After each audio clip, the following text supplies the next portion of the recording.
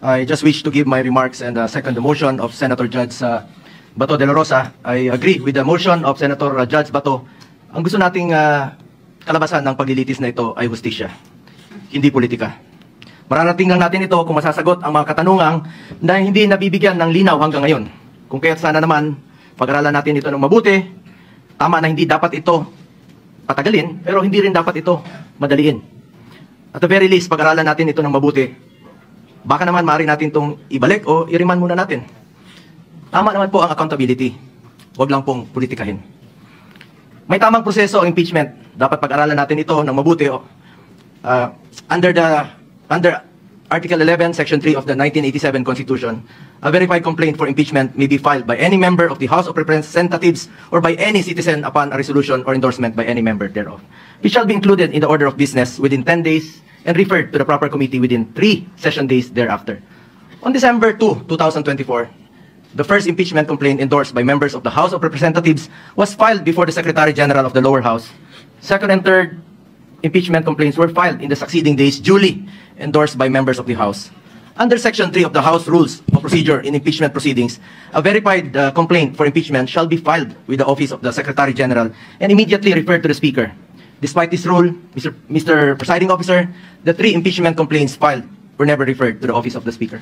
Instead, a 4th verified impeachment complaint signed by more than 200 congressmen, which now constitutes the articles of impeachment, was transmitted to the Senate.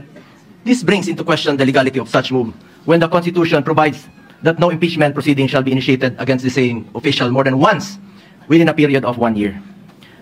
Para sa ordinaryong mamamayan, at lalo na sa aming mga binigyan ng tungkulin na maging Senator Judge sa paglilitis na ito, this opens up a lot of questions. At ang iniwasan natin ay yung magpapasya tayo sa isang bagay na makakaapekto sa buhay ng bawat Pilipino. Makakaapekto sa trabaho natin na makatulong sa tao. Tapos hindi naman pala dumaan sa tamang proseso.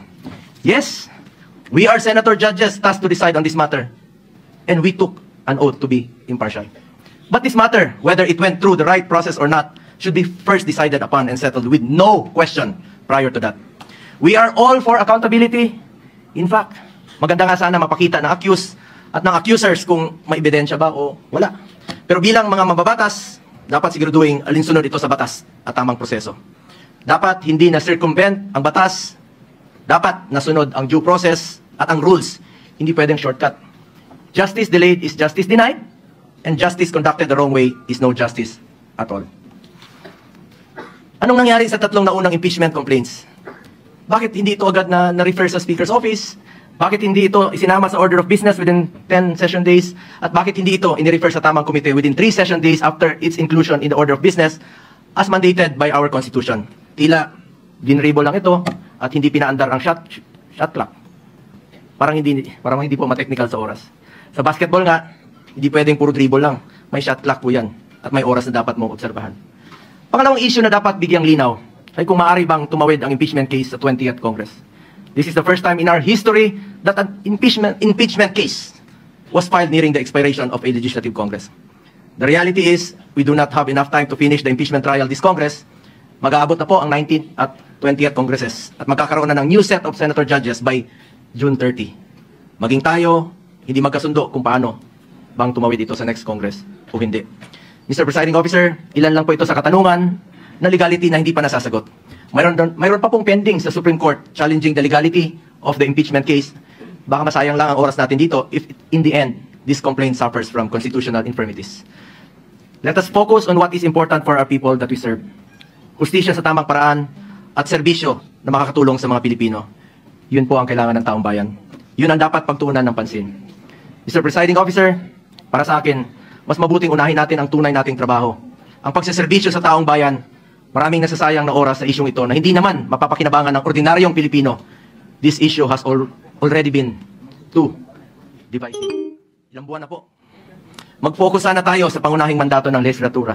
Ang gumawa ng mga batas at magsulong sa mga programa na tunay na tutugon sa mga pangangailangan ng ating mga kababayan. Lalong-lalo na po yung mga mahirap at walang ibang malalapitan kundi ang gobyerno. Marami pa pong mga pending bills po. Hanggang ngayon na hindi pa natin natatapos with 1 working day na lang po. Baka hindi pa po may papasa. At ito po'y mapapakinabangan ng mga kababayan natin. Dapat yan po ang ating unahin.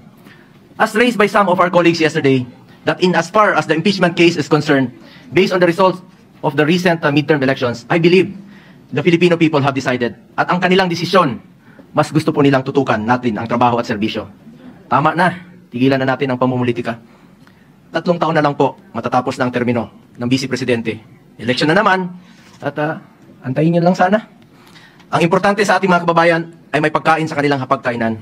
May matibay na healthcare system na kayang tumugon sa pangangailangan ng may sakit, disenteng trabaho at marangal na pagkakakitaan, dekalidad at abot kayang edukasyon, at ang katiyakan at panatag na ligtas silang makakauwi kahit sa gabi.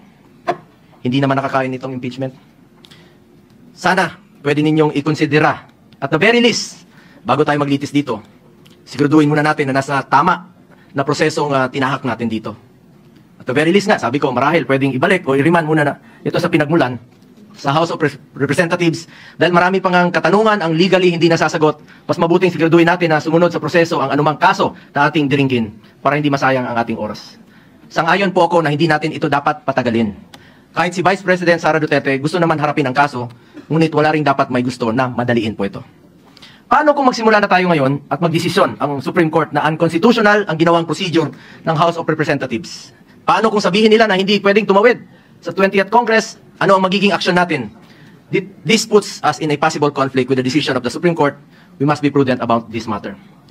Mr. Presiding Officer, I just want to reiterate, hindi ko po tinatalikuran ang aking sinumpaang mandato. Tungkulin ko yan as Senator Judge, kahit araw-araw tayo maglitis dito. But we would also be remiss of our duty kung hindi natin siguraduhin na dumaan ito sa tamang prosesong nakasaad sa ating konstitusyon. At kilala ko po ang mga Duterte, Mr. Presiding Officer. Hindi sila tumatakas sa accountability, hindi sila tumatalikod sa hamon ng buhay, hindi sila tumatalikod sa kanilang tungkulin. Maraming beses nang sinabi ni dating Pangulong Duterte na handa nga siyang sumagot at harapin ang mga inakusa sa kanya, pero dito po sa ating bayan, hindi sa ibang bansa. Nabanggit din po ni Vice President Sara Duterte na handa siyang harapin ang impeachment case laban sa kanya. Hindi ito issue ng pagtakas sa accountability. Ang gusto natin dito, siguraduhin na nasunod ang tamang proseso. We must respect and abide by the procedure laid out in our Constitution. Hindi pwedeng mamili lang tayo ng mga provision na ating susundin. We are all bound to the rule of law and we must follow due process.